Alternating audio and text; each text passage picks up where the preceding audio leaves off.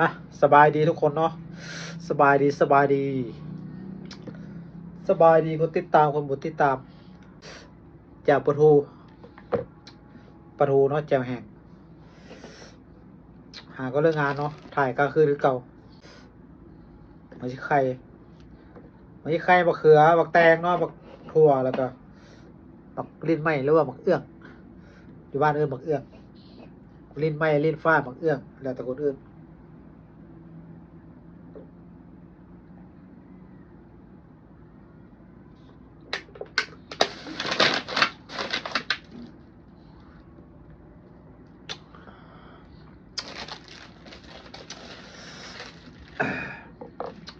4 เม็ดกินเกิน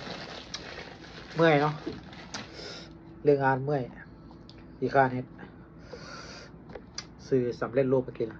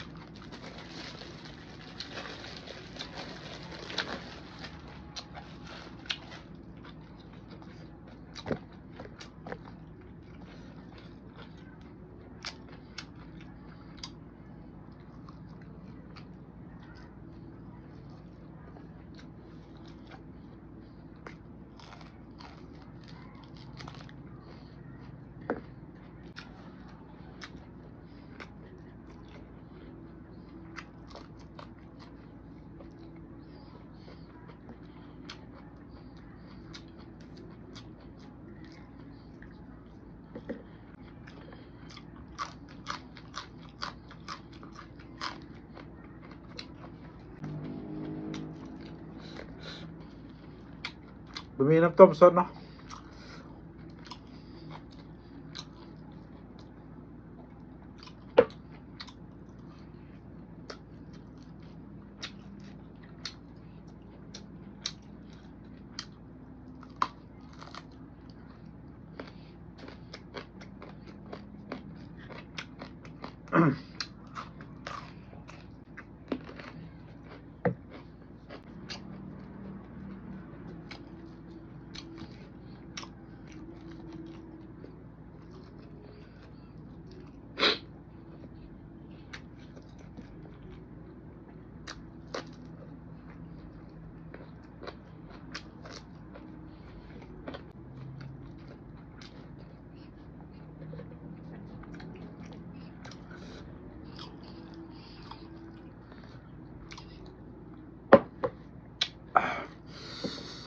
ขึ้นบุลง